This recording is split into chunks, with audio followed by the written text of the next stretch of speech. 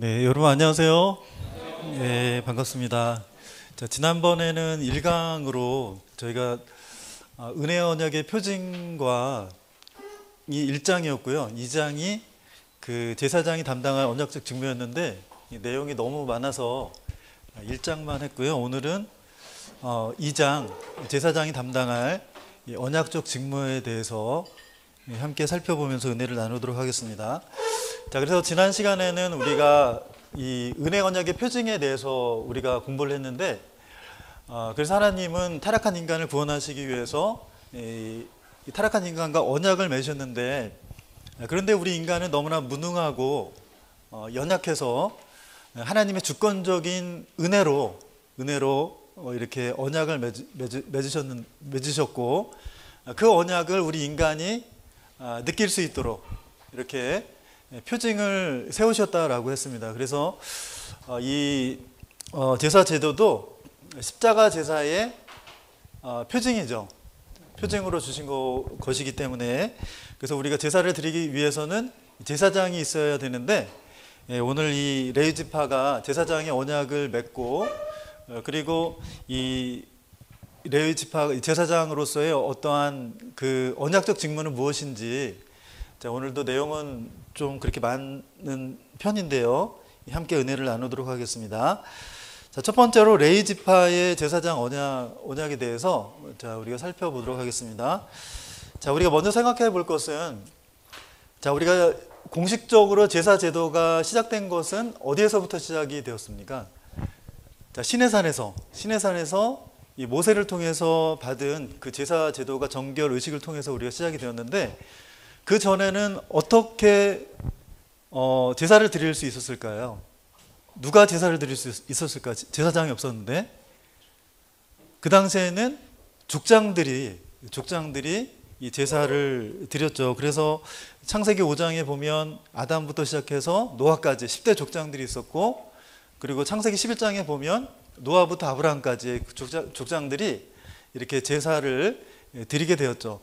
자, 그래서 첫 번째 제사는 창세기 4장 3절에 보면 지금부터 이 아담이 탄생한 그 연대는 주전 4114년이죠.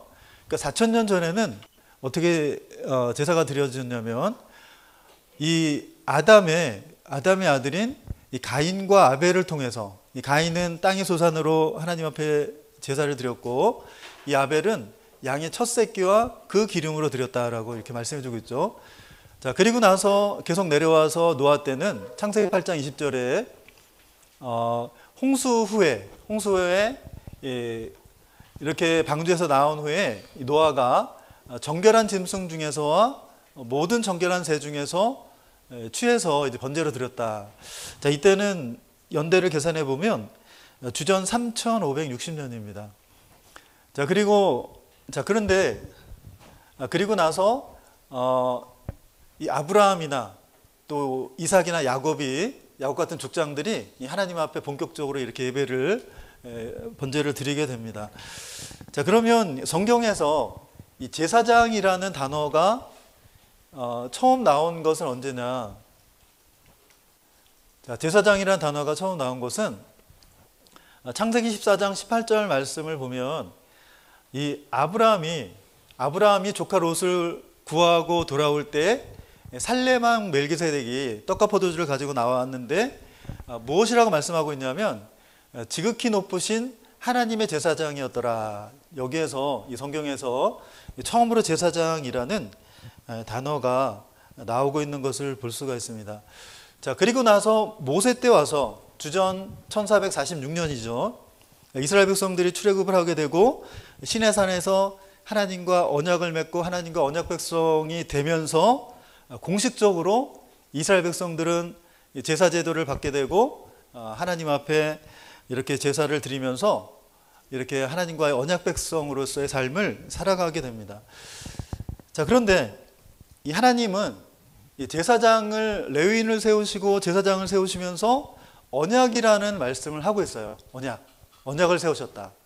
예레미야 33장 1절에도 보면 내 종 다윗에게 세운 나의 언약도 파하여 그로 그 위에 앉아 다스릴 아들이 없게 할 수 있겠으며 내가 나를 섬기는 레위인 제사장에게 세운 언약도 파할 수 있으리라. 자, 이것은 반어법이죠. 그러니까 하나님께서 다윗에게 세운 언약, 다윗을 비롯한 그 후손들이 하나님의 언약을 받아서 대대로 하나님의 왕권을 이렇게 누리게 될 것을 이렇게 말씀하고 있는데, 이것을 파할 수 없다. 그리고 제사장에게 세운 언약도 파할 수 없다라고 이렇게 말씀해 주고 있죠. 자, 말라기 2장 5절에도 자, 이렇게 동일하게 말씀해 주고 있습니다. 자, 이 말씀을 통해서 볼 때 제사장을 세우거나 이 레위인을 세울 때 하나님께서 이 언약이라는 말씀을 하고 있다라는 것은 뭐냐면, 이 제사장 언약이나 레위인을 세운 언약은 절대로 파할 수 없는, 절대로 인간의 힘으로나 어떤 힘으로 파할 수 없는 영영한 언약이다라는 것을 자, 이렇게 말씀을 통해서 우리에게 말씀해 주고 있는 것입니다. 자, 그러면 이 언약 체결의 대상자는 누구인가? 자, 누구와 언약을 체결하셨냐면 아론과 그 아들들과 체결하신 언약이죠. 그리고 두 번째는 비느하스와 체결하신 이 평화의 언약이었습니다. 자, 그럼 첫 번째로 아론과 그 아들들과 체결하신 언약인데, 자, 출애굽기 28장 1절 말씀을 보면 우리 같이 한번 읽어보겠습니다. 시작. 너희 이스라엘 자손 중 그 아들들 곧 아비와 엘라설과 이다마를 네, 그 형과 아론 그 아들들, 그러니까 이 제사장의 자격이 되려면 누가 돼야 됩니까? 먼저는 레위 지파여야 되죠. 그리고 두 번째는 아론과 그 자손들이 이 제사장의 업무를, 사명을, 직무를 볼 수가 자, 있다는 거죠. 자, 그런데 여러분, 이 레위 지파는 어떤 지파냐면 하나님께 저주를 받은 지파였죠. 자, 그래서 자, 언제 이렇게 됐냐면 야곱이 밧단아람에서 돌아왔을 때 세겜에 10년 동안 거하게 되죠. 자, 그런데 여기서 10년이 다 되어가는 그러한 말년에 야곱의 딸 디나가 그 땅 사람들을, 그 여자들을 보러 나갔다가 하몰의 아들 세겜에게 강간을 당하게 됩니다. 자, 그래서 이 오빠가 되는 시몬과 레위가 하나님의 그 성스러운 할례 의식을 통해서 어떻게 하냐면은 하몰의 아들 그 히족 그 하몰의 족속들을 이렇게 칼로 다 이렇게 죽이게 되는데요. 자, 그래서 자, 그런데 그 이후에 야곱은 가족들을 데리고 베델로 이제 올라가게 되는데, 그런데 이 사건이 이 성경 속에서 잊혀진 것 같았지만 하나님은 그것을 기억하고 계셨다는 거죠. 자, 그래서 이 야곱이 애굽에 내려가서 거기서 147세로 죽을 때 마지막에 12아들을 불러서 축복할 때 뭐라고 축복하냐면, 뭐라고 얘기하냐면 창세기 49장 5절에 보면 시몬과 레이는 형제요 그들의 칼은 잔해한 기계로다 그랬죠. 그러니까 유독히 12아들이 있었지만 시몬과 레이를 꼭 집어서 이들은 형제다, 그들의 칼은 잔해하는 기계로다 라고 이렇게 말씀해 주고 있죠.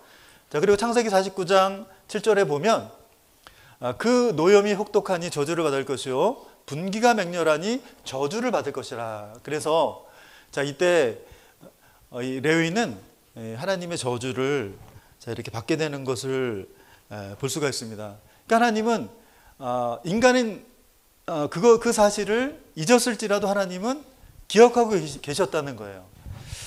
자, 그러면 그 연대를 몇 년 동안 참으셨냐를 한번 계산해 봤는데요.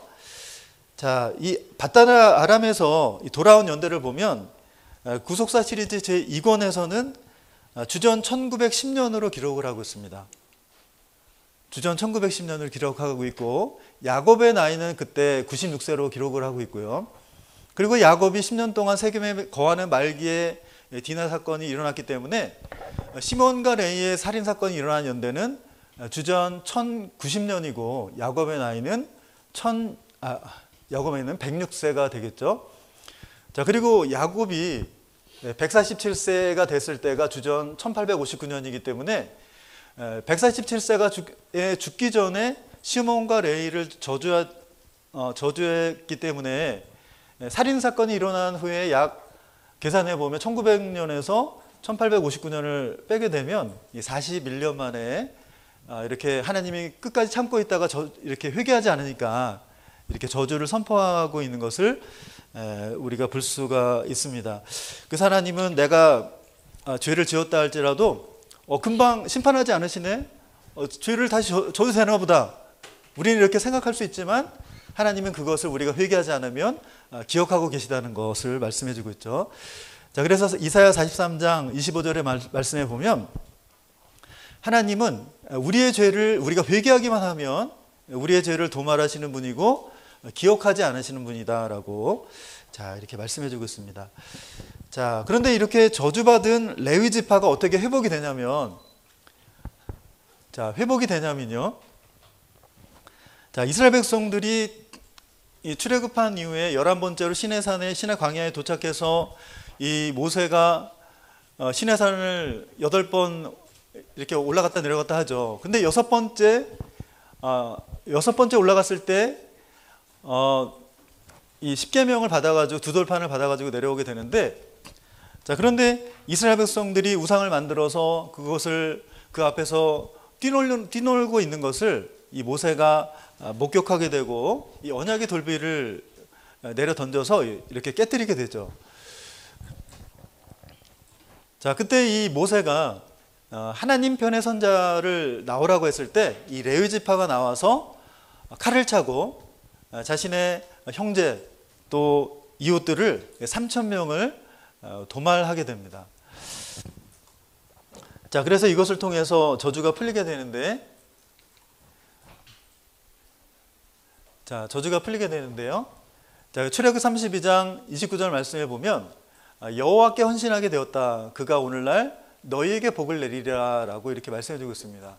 자, 그러면 몇 년 만에 이 저주가 풀렸느냐? 그러니까 야곱이 애굽에서 147세로 죽은 때는 주전 1859년이죠. 그러니까 야곱이 죽을 때 12아들을 불러놓고 저주를 했는데, 출애굽한 이스라엘 백성들이 시내 광야에 도착한 것은 주전 1446년 3월 1일이죠. 그러니까 빼보면 413년이 나옵니다. 그러니까 413년 만에 이 레위의 저주가 풀리고 이 하나님의 그 제사장으로서의 그러한 축복과 직분을 받게 됐다는 것을 자, 우리가 알 수가 있죠. 자, 그리고 모세가 죽기 직전에 신명기 33장 8절에 보면 오늘 본문 말씀인데, 주의 법도를 야곱에게, 주의 율례를 이스라엘에게 가르치며 주 앞에 분향하고 온전한 번제를 주 앞에 드리는 제사장으로 부름을 받게 됩니다.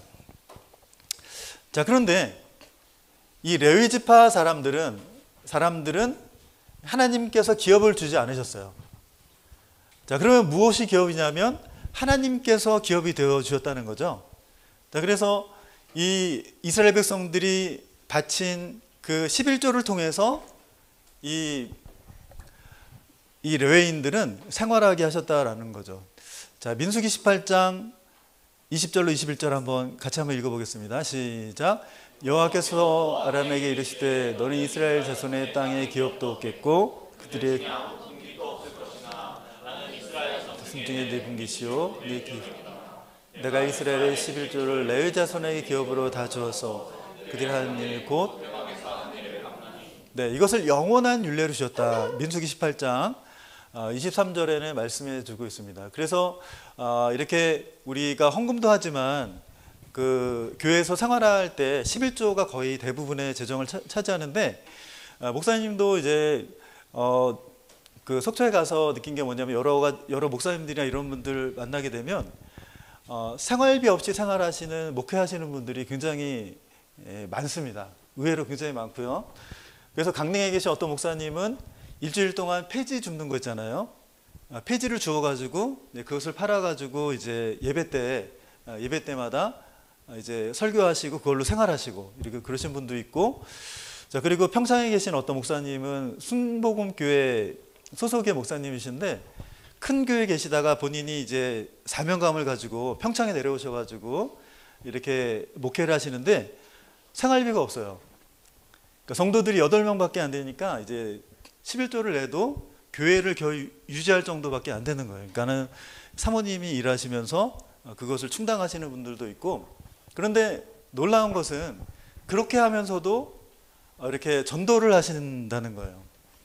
그래서 이제 속초 위에 보면은 그 고성이라는 그 지역이 있는데, 그 지역에는 산골이 있는데 거기 교회들이 굉장히 많아요. 조그만 교회들이 많은데 어떻게 생활하시냐고 그랬더니 그렇게 하면서 생활하시는 거예요. 그러면서 이제 김장이나 이런 것들을 하면 좀 더 많이 하신대요. 그래가지고 한 포기씩 담아가지고, 그래서 젊은 사람들이 없고 이렇게 노인분들만 많기 때문에 노인분들 찾아다니면서 이게 그것을 드리면서 교회 나오게 하고 이렇게 선교를 하신다는 거죠. 그러니까는 물질을 보고 하는 것이 아니라 한 사람의 영혼을 보고 이렇게 목회하시는 그런 것들이 있는데, 그래서 원로 목사님은 정말 진정한 목회자는 정말 이렇게 산골이나 그러한 산간 벽지에서 이렇게 목회하시는 사명감을 가지고 이렇게 목회하시는 분들이라는 그런 말씀을 하신 적도 있습니다. 자, 그래서 이렇게 레위 지파의 저주가 풀리고 하나님께서 제사장 직분을 허락해 주시게 되는데요. 자, 세 번째는, 자, 그래서 이 제사장 언약을 체결하게 되는데, 출애굽기 28장 1절이나 29장 9절의 말씀을 하고 있는데, 자, 이 제사장 직분을 누구의 이 28장 1절 우리 같이 다시 한번 읽어볼까요? 시작.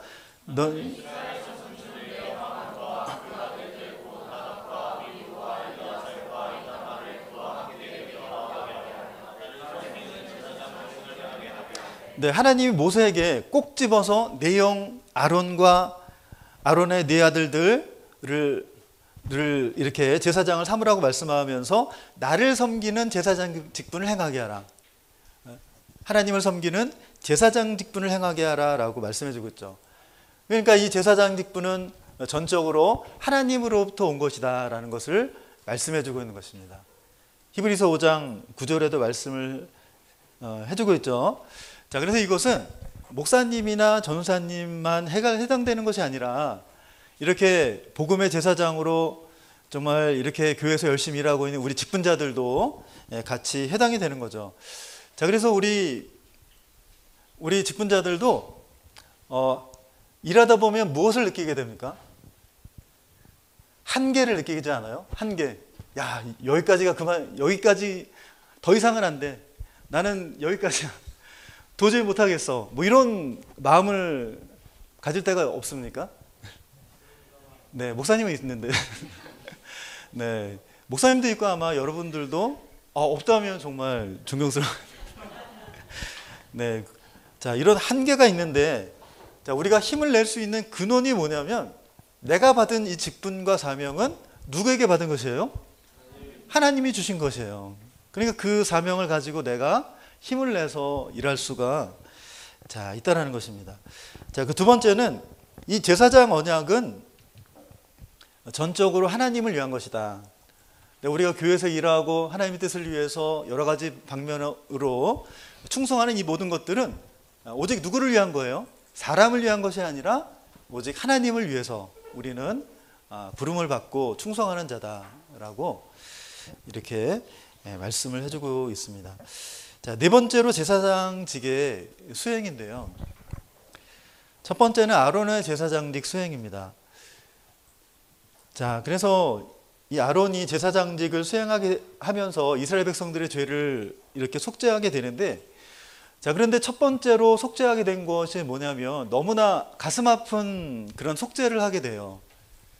자, 민수기 16장 1절 3절에 보면 이 아론이 어떤 일을 겪게 되냐면, 같은 레위 지파 중에서 같은 고핫 자손이죠. 그러니까 아론도 고핫 자손이고 모세도 고핫 자손이고, 똑같은 고핫 자손 중에서 이스라엘의 아들인 그 고라 자손이 이렇게 반역하게 되는 그런 장면을 기록을 하고 있는데, 이 고핫은 이 어떠한 일을 하는 사람들이냐면, 이 성막 안에서 어떤 법궤나 이러한 분향단이나 이러한 성물들을 운반하는 그러한 일들을 하는 사람이죠. 자, 그런데 이 사람들이 어떤 생각이 들었냐면, 야, 너나 나나 같은 레위지파고 같은 하나님의 뜻을 위해서 일하는데 너만 제사장 하냐? 나도 제사장 좀 그 직분을 달라라고 이렇게 얘기한 거예요. 자, 그래서 민수기 16장 10절 말씀 한번 같이 한번 읽어볼까요? 시작. 하나님이 너와 네 모든 형제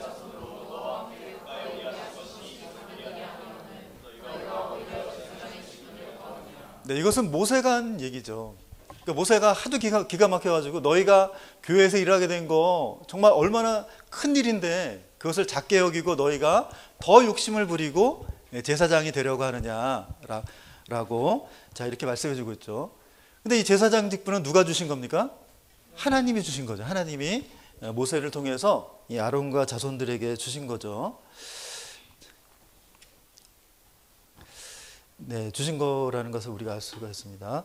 자, 그래서 이 고라 일당과 250명의 족장들이 이 아론과 이 모세를 이렇게 비방하고 대적하게 되는데, 이것은 모세와 아론을 대적한 것이 아니라 이 제사장 직분을 주신 하나님을 향한 그 도전이 되었던 것입니다. 그래서 이 모세가 향로 250명의 족장들에게 향로를 가져오게 하면서 그 순간에 고라 일당들이 모세를 대적할 때 하나님께서 영광 가운데 진압하시고 그리고 연병을 보내셔서 연병을 보내시게 되는데 그때 아론을 통해서 첫 번째 속죄 사역을 하게 되는 겁니다. 그래서 이 아론이 향로를 가지고 단에 불을 담아가지고 그 위에 향을 담아서 죽은 자와 산 자 사이에 섰을 때 그 연병이 그쳤다라고 말씀해주고 있습니다. 그리고 그 연병의 죽은 자가 14,700명이었다라고 자 이렇게 말씀을 해주고 있죠. 자 그런데 이 고라와 그 250명의 족장들도 그 향로에서 불이 나와서 다 죽었는데, 근데 그 모습을 본 이스라엘 백성들이 또 모세와 아론을 대적한 거죠. 자, 민수기 16장 47절로 여기는 없는데요.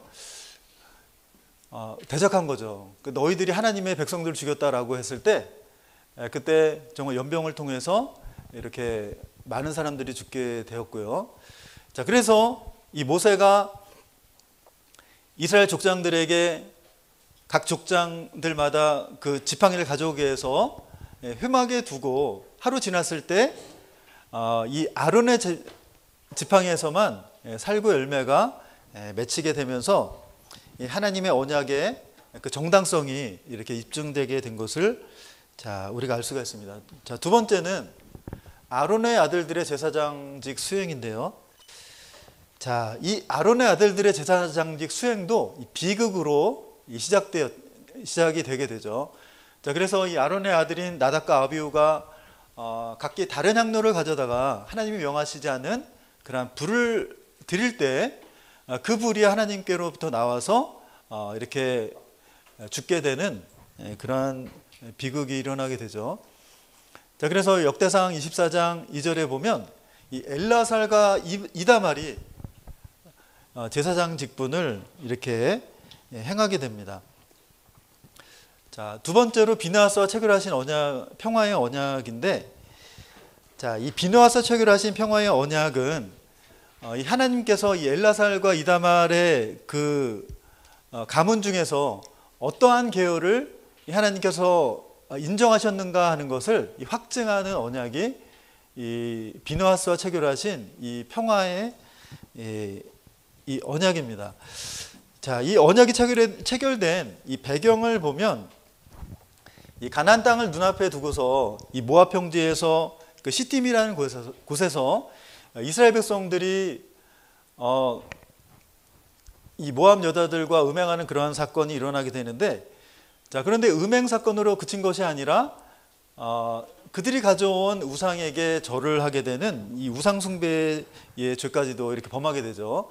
자, 그래서 하나님께서 연병을 보내시게 되는데, 자, 그때 하나님은 뭐라고 말씀하냐면 이 백성의 두령들을 다 잡아가지고 태양을 향해서 목매달아 죽여라 라고 이렇게 명령을 합니다.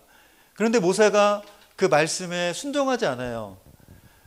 자, 그런데 그런 상황에서 많은 사람들이 연병으로 죽어나가는 그런 상황이었는데, 자, 그런 가운데서 두 사람이 간음을 행하기 위해서 천막에 들어가는 것을 누가 보게 되냐면 이 엘라살의 아들인 비느하스가 보게 되죠.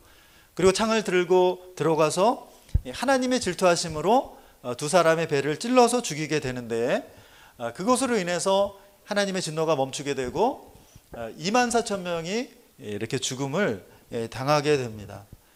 그러니까 이 모세도 하나님의 명령을 받지 않았죠. 명령을 수행하지 않았죠. 그러니까 백성들의 두령을 죽이면 하나님의 진노가 떠날 것이라고 했는데 그 말씀에 순종하지 않았는데, 만약에 비느하스가 하나님의 질투심으로 그 두 사람을 죽이지 않았다면 어떻게 됐을까요? 이스라엘 백성들은 전부 다 진멸했겠죠. 전부 다 죽고 말았겠죠. 자, 그래서 하나님은 이 비느하스와 이 평화의 언약을 세우게 되는 거죠. 자, 이 평화의 언약의 내용이 뭐냐면, 자, 이제는 누가 뭐래도 이 비느하스의 후손들이 하나님의 언약을, 이 제사장직을 영원히 수행하게 될 것이다라는 그러한 언약입니다. 자, 민수기 25장 10절로 10절 우리 같이 한번 읽어보겠습니다. 시작. 여호와께서 모세에게 일러 가라사대 제사장 아론의 손자 엘르아살의 아들 비느하스가 나의 질투하심으로 질투하여 나의 노를 돌이켜 나의 그들의 진멸을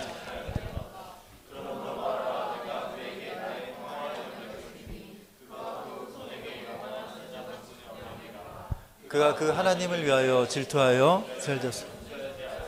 네, 속죄하였습니다. 그래서 이렇게 앞으로는 이 이다말 계열이 아니라 엘라살 계열의 이렇게 제사장들이 이렇게 이어져 가게 될 것을 말씀을 해주고 있습니다. 자, 세 번째는 제사장직의 수행인데요. 먼저 엘라살 계열의 제사장직 수행인데, 자, 역대상 6장 4절로 10절에 보면 이 엘라살의 족보를 기록을 하고 있는데, 자, 그런데 유대 고대사 5권 11장에 보면 우시 이후의 제사장은 이다말 계열의 엘리 가문이 담당할 것이다 라고 기록이 되어 있다고 해요. 그래서 이 엘라살, 비느하스, 아비수아, 붓기, 우시 그 이후에는 이다말 계열의 엘리 가문이 이 제사장직을 이렇게 수행했다는 것을 우리가 알 수가 있는데요. 그럼 이다말 계열 엘리 가문의 제사장직 수행은 어떻게 되냐면, 자, 사무엘상 1장 3절에 보면 이때는 엘리가 등장했을 때는 사사시대 말기가 되겠죠. 그리고 엘리의 아들인 홈리와 비느하스가 이렇게 주전 1102년에 아벡전투에서 이렇게 죽임을 당하고 법궤가 빼앗기게 되고, 비느하스의 며느리가 이 아들을 낳으면서 이가봇이라고 하죠. 이렇게 이름을 이가봇이라고 하고 하나님의 영광이 떠났다라고 이렇게 얘기를 하는데, 자, 그런데 사울 시대에 들어와서 이가봇의 형제인 아히두비라는 사람이 이 제사장으로 임명이 되고, 그리고 동일하게 사울 시대의 아히두비의 아들인 아이야가 대제사장이 되는 것을 볼 수가 있습니다. 사무엘상 14장 3절 말씀인데요. 자, 사무엘상 14장 우리 3절 말씀에 이렇게 기록이 되어 있습니다. 자, 그런데 이 아히두백에는 아이야라는 아들 외에도 아히멜렉이라는 아들이 있었죠. 자, 그런데 이 아히멜렉은 누구냐면 이 노비라는 지방에서 제사장을 하고 있었던 사람이었죠. 그래서 이 다윗이 사울 왕을 피해서 도망갈 때 노베 제사장 아히멜렉이 이 골리앗의 칼을 주고 또 진설병을 주어서 먹게 하는데, 근데 사울이 도액이라는 사람을 주어서 어떻게 하냐면 이 아히멜렉과 높 제사장 85명을 이렇게 무참하게 죽이게 되죠. 자, 그래서 이 아히멜렉의 아들인 아비아달 한 사람만 살아서 도망 중이었던 다윗에게 돌아가서 보고를 하게 됩니다. 자, 사무엘상 22장 20절로 21절 우리 한번 읽어보겠습니다. 시작. 아히두베의 아들 아히멜렉의 아들 중 하나가 피하였으니 그가 도망하여 다윗에게로 가서 네, 이렇게 말씀해주고 있죠. 자, 그 이후에는 이 솔로몬 시대에는 그래서 이 다윗 시대에 오면 이 엘라살 계열에서는 사독이라는 제사장이 제사장직을 수행하게 되고, 그리고 이다말 계열에서는 아히멜렉, 그러니까 아비아달의 아들이 아히멜렉인데 아히멜렉이 제사장직을 동시에 수행을 하게 됩니다.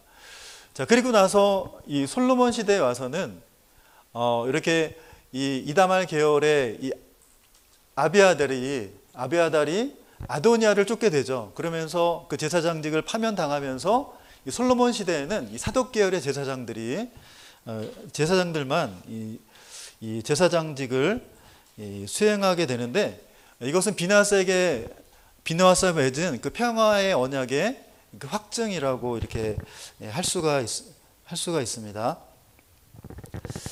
자, 그러면 크게 두 번째로 제사장이 담당할 언약적 직무에 대해서 자, 우리가 살펴보도록 하겠습니다. 자, 먼저 이 레위기인데요. 이 레위기에서 이 제사장의 업무를 에 대한 그런 내용들을 기록을 하고 있는데, 이 70인역 성경 헬라어로 보면 류이티콘이라고 하는데, 이것은 레위인에게 속한 것이라는 뜻을 가지고 있습니다. 그래서 오늘날 우리 한글 성경에서 레위기라는 이름이 어떻게 됐냐면, 이 류이티콘, 레위인에게 속한 것이라는 그러한 이름에서 오늘날 레위기라는 그러한 이름이 유래가 되었고요. 히브리어로는 바이크라라고 하는데, 이것은 바우라는 단어와 카라라는 단어가 합성이 된 건데, 카라는 부르다라는 뜻이죠. 그리고 바이는 그리고라는 뜻입니다. 누가 부른 것일까요? 모세를 하나님이 부르셨죠. 그래서 그리고 그가 부르셨다라고 라는 그런 뜻이고요. 자, 그렇다면 이 레위기와 출애굽기 40장이 연결되어 있다는 그런 의미인데, 자, 그러면 어떻게 연결되었냐? 자, 출애굽기 40장 33절로 34절에 보면 하나님께서는 모세를 통해서 성막을 세우시고 이렇게 하나님 앞에 제사를 드릴 수 있는 그런 모든 준비를 다 하신 후에 모세를 통해서 이 제사 제도를 말씀하시기 위해서 부르신 거죠. 출애굽기 40장 33절로 우리가 34절에 보면 이렇게 말씀을 해주고 있습니다. 자, 그리고 두 번째, 그러면 이러한 제사 제도와 제사장의 어떠한 위임식이나 취임식이나 정결 의식을 주신 그 기간은 언제였나? 자, 우리가 생각해 보면, 자, 출애굽기 40장 2절에 보면 정월 초 1일에 성막고 쇠막을 세우고라고 했죠. 정월 초 1일에. 그러니까 출애굽 2년 1445년 1월 1일 날 성막이 세워졌다는 것을 알 수가 있는데요. 자, 그런데 민수기 1장 1절 2절에 보면, 자, 하나님께서는 이스라엘 백성들의 20세 이상으로 그 명수를 따라서 군인을 계수하게 하십니다. 민수기 1장 1절 2절.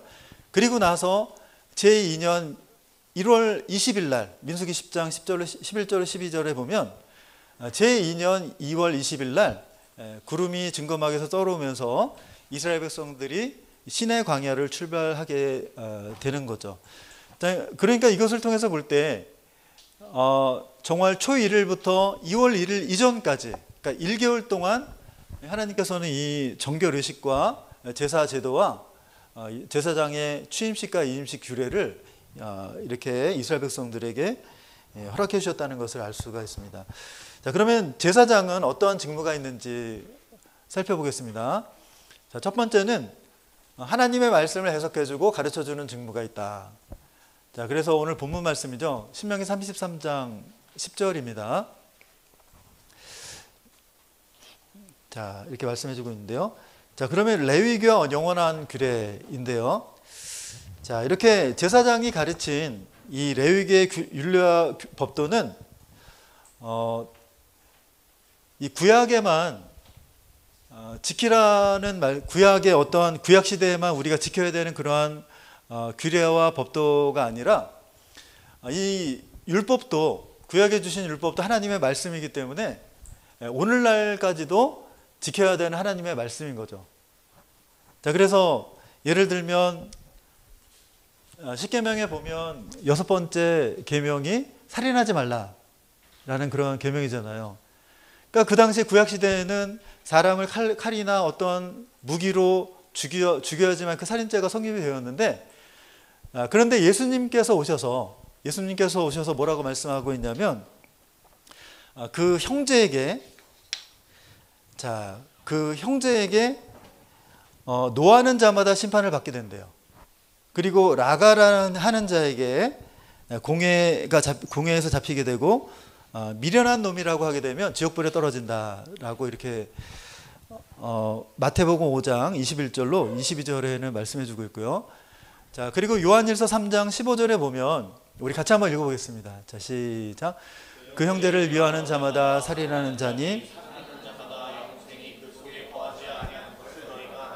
네, 그래서 구약의 어떤 율례나 이 법도가 없어지는 것이 아니라 하나님께서는 영원한 규례라고 말씀하셨기 때문에 예수님께서 오심으로 더 심화되고 완성되는 하나님의 말씀이다라는 것을 이렇게 얘기해 주고 있는 것이죠. 자, 그리고 두 번째는 거룩과 정결, 속됨과 부정의 구별을 가르칠 수 있어야 된다라는 것인데요. 자, 레위기 10장 9절에 보면 제사장들은 회막에 들어갈 때 독주나 포도주를 마시지 말아서 사망을 면해야 되는데 이것은 영영한 구례라고 말씀해 주고 있죠. 그래야지만이 레위기 10장 10절로 11절 말씀을 보면 거룩하고 속된 것을 분별하며 부정하고 정한 것을 분별할 수 있다. 그래서 이스라엘 백성들에게 가르칠 수 있다라고 말씀을 해주고 있죠. 자, 그러면 거룩은 무엇이냐? 세상과 구별되어 하나님께 소속되어 있는 것이다. 자, 그러니까 이 거룩이라는 것은 인간의 속성이 아니라 하나님의 속성이라는 거예요. 그리고 속됨이라는 것은 어떤 부정한 것만을 얘기하는 것이 아니라 일상적인 것이죠. 우리가 일어나서 밥을 먹고 학교에 가서 이렇게 공부를 하고 직장에 가서 일을 하고 이러한 그 일상적인 것을 가리키는데, 이것은 온전한 거룩한 것은 아니고 거룩함과 반대되는 모든 것들을 속된 것이다 라고 얘기한다는 거죠. 자, 그리고 정한 것, 정결한 것은 뭐냐면 본연의 순결한 상태, 정상적인 본연의 상태라고 했습니다. 그래서 하나님께서 그 창조하신 이후로 더럽혀지지 않은 그 창조 본연의 그러한 순결한 상태를 정한 것이다라고 얘기한다는 거죠. 그렇지만 이것은 온전하지 못하고 거룩과는 구별이 되는 그러한 상태라는 거죠. 자, 그리고 부정한 것은 정결과 반대되는 모든 것으로 비정상적인 상태, 의식적으로 더럽혀진 상태이며 죄로 말미암아 악이나 죽음에 밀접한 상태다 그랬습니다. 그러니까는 이 죄로 말미암아서 더럽혀진 그런 상태를 부정한 상태다. 그래서 이 제사장은 이 레위기의 규례를 통해서 이스라엘 백성들에게 무엇이 거룩하고 무엇이 정결하고 무엇이 속된 것인가라는 것을 이렇게 알려주어야 된다는 거죠. 자, 그런데 중요한 것은 뭐냐면 지금 내가 부정한 상태에 있다 할지라도 그러나 하나님의 정결 의식을 통해서 정결하게 될 수 있다라는 거예요. 네, 그래서 이 표를 보시면 그렇게 말씀하고 있죠. 그래서 우리가 이런 하나님께서 말씀하신 그러한 정결 예식을 통해서 하나님께서 원하시는 거룩한 길로 나아갈 수 있다는 것을 말씀해 주고 있죠.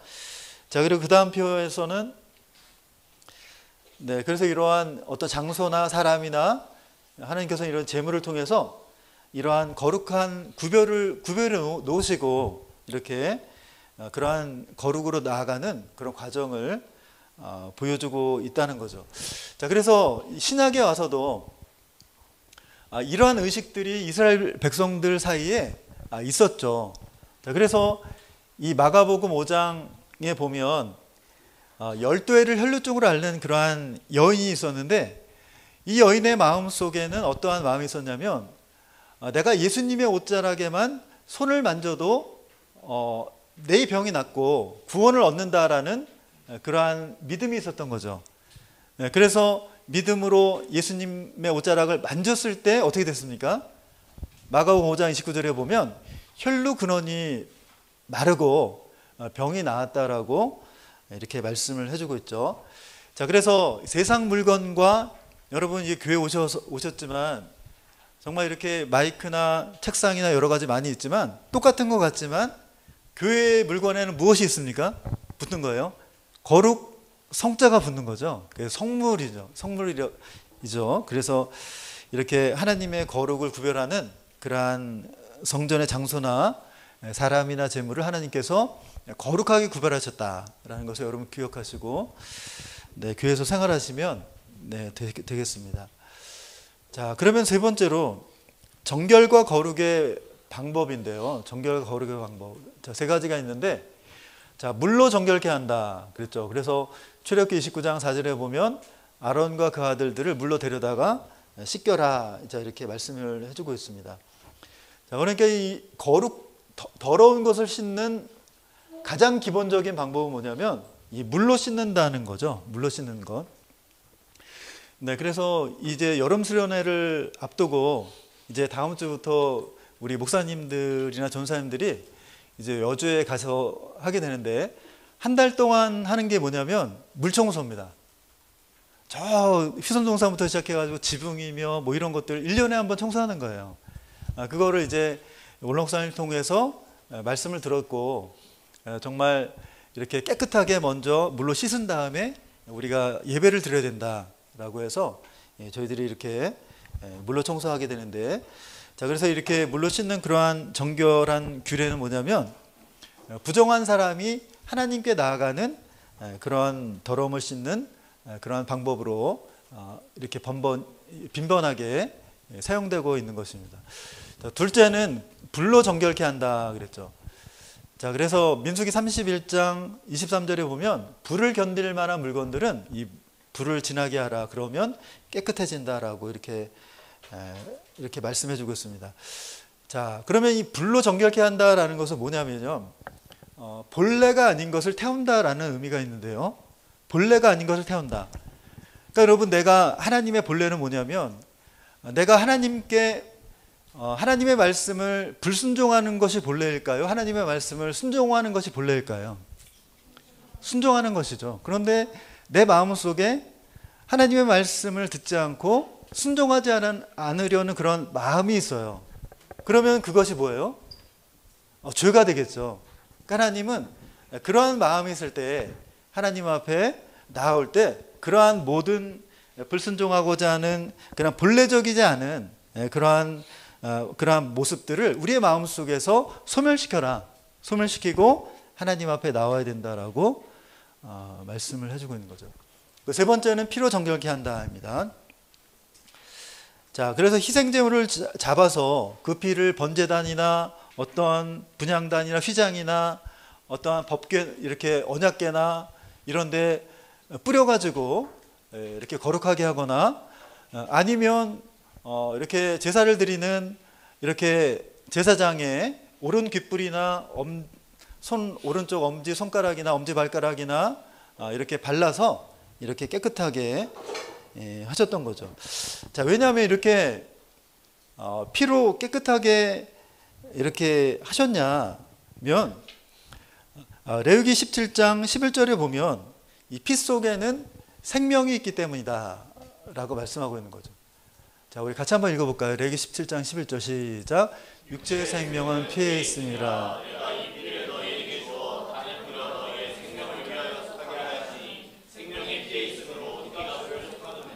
네, 그러니까 죄의 삭스는 뭐예요? 사망이죠.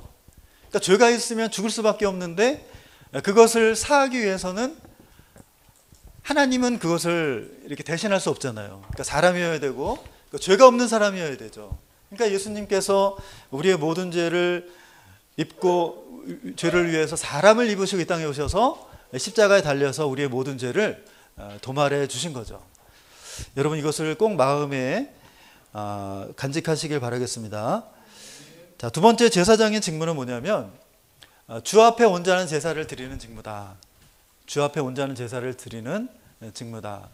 첫 번째는 제사를 드리는 목적에 따라서 5가지 제사가 있는데 이것은 우리가 앞으로 다루실 내용이니까 이렇게 기본적인 것 우리가 간단하게만 살펴보면요. 자, 번제는 희생제물의 가죽을 제외한 모든 부위를 태워서 드리는 그런 제사입니다. 자, 이것은 전적인 제사인의 헌신을 의미하는 거죠. 그리고 소제는 곡식을 불러 태워서 드리는 제사인데요. 자, 이것은 피가 없는 제사죠. 자, 그래서 이 제사는 단독으로 드려지는 기보다는 다른 제사를 드리면서 같이 드리고 그 위에 이렇게 뿌려서 이렇게 태워가지고 드리는 그런 제사입니다. 그리고 화목제는 하나님과 사람 사이의 화평과 교제를 위해서 드리는 제사인데 특이한 점은 뭐냐면 다른 제사들은 다 태워서 드리는데 화목제는 하나님께 다시 받을 수가 있어요. 제사장이 받거나 아니면 다른 제사인이 받거나 이렇게 받을 수가 있는 제사이고요. 속죄제는 자신이 지은 죄를 속죄하기 위해서 드리는 그런 제사입니다. 그러니까 내가 하나님의 명령을 어겼거나 잘못했을 때, 내가 잘못했을 때 드리는 제사이고, 속건제는 이웃에 대해서 배상이 필요한 범죄를 내가 저질렀을 때 이웃과의 관계를 회복하기 위해서 드리는 제사가 이 속건제입니다. 자, 그러면 두 번째로 제사를 드리는 방법 4가지를 보겠는데요. 자, 이것도 우리가 간단하게만 살펴보도록 하겠습니다. 자, 소제는 뭐냐면 불로 태워서 드리는 그런 방법이죠. 자, 그래서 불로 태우게 되면 그 향기가 하나님께 올라가서 그 향기를 통해서 하나님께서 이 범죄한 인간의 죄에 대한 진노를 누그러뜨리시는 거죠. 그런 방법이 이 소제가 되겠고요. 자, 그래서 이것은 구속사적으로 보면 예수님께서 십자가에서 향기로운 제물이 되셔서 죄에 대한 하나님의 진노를 누그러뜨리게 될 것을 말씀해주고 있는 것입니다. 자, 두 번째로 전제는 뭐냐면 포도주나 독주를 부어드리는 방법인데요. 자, 그런데 이것은 단독으로 드려지지 않고 어떤 번제나 화목제나 아니면 이러한 소제를 통해서 같이 이렇게 드려지게 되는데, 자, 이것도 예수님께서 자신의 생명을 십자가에서 다 물과 피를 쏟으셨잖아요. 그러니까 다 쏟아서 우리 타락한 인간을 구원하실 것을 말씀해주고 있죠. 자, 세 번째로 거제는 희생제물의 오른쪽 뒷다리를 높이 올렸다가 내리는 그런 방법인데, 이것은 예수님께서 말씀이 되어 이 땅에 오셔서 십자가 위에 높이 들리실 것을, 대속제물이 되실 것을 말씀해주고 있고요. 자, 요제는 제물을 내밀렀다가 다시 거두는 그런 방법인데, 이것은 예수님께서 죄인들을 위해서 하나님께 드려지시고 그리고 다시 우리 인류에게는 무엇을 주시냐면 영원한 생명과 구원과 영생을 이렇게 하나님께 선물로 받게 된다는 것을, 그러한 의미가 있습니다. 그래서 이렇게 하나님과 맺은 언약 백성들은 이렇게 구약 때 희생제물을 통해서, 제사를 통해서 하나님의 언약에 동참하게 하신 거죠. 자, 그리고 오늘날 우리 성도들도 예수님께서 십자가에서 흘리신 그러한 보혈의 공로로 우리도 예수님께서 세우신 새 언약에 동참하게 된 것입니다. 그래서 오늘날도 우리는 이렇게 구약 때처럼 이렇게 짐승을 잡아서 드리지는 않지만, 요한복음 4장 24절 말씀이나 로마서 12장 1절 말씀을 보면 우리가 진정한 산제사로, 산제물이 되어서 하나님 앞에 신령과 진정으로 예배를 드릴 때 하나님의 언약에 동참하게 되고 하나님의 언약 백성이 된다라는 것을 말씀해주고 있는 것이죠. 자, 그래서 우리가 정말 구약에는 이렇게 제사를 통해서 하나님께 나아가는 그러한 길이 열려졌다고 한다면, 이제는 예수 그리스도를 통해서, 우리가 예배를 통해서 하나님 앞에 나아갈 수 있는 그러한 길이 열려졌다는 것을 여러분 꼭 기억하시기 바라겠습니다. 자, 그리고 마지막은요, 이 제사장의 응식인데요. 자, 이게 없는데요. 이 제사장의 응식은 뭐냐면, 자, 이렇게 제사장이 어떤 자신의 직무를 수행하지만, 그러나 이렇게 하나님께 기업으로 받은 것은 없잖아요. 그러니까 하나님께서는 제사장의 응식이 될 수 있도록 여러 가지를 이렇게 말씀해주고 있는데, 여기는 이제 빠져 있는데요. 저기 교재를 참고하시면 되겠습니다. 그래서 하나님께서는 하나님의 뜻을 위해서 일하는 사람을 이렇게 그 삶과 그 자녀들을 하나님께서 책임져 주신다라는 것을 말씀해 주고 있습니다. 그래서 마태복음 6장 31절로 33절, 우리 여기는 없는데요. 우리 같이 한번 읽어보면 좋겠는데, 우리 한번 찾아서 같이 한번 읽어볼까요? 마태복음 6장 31절 33절.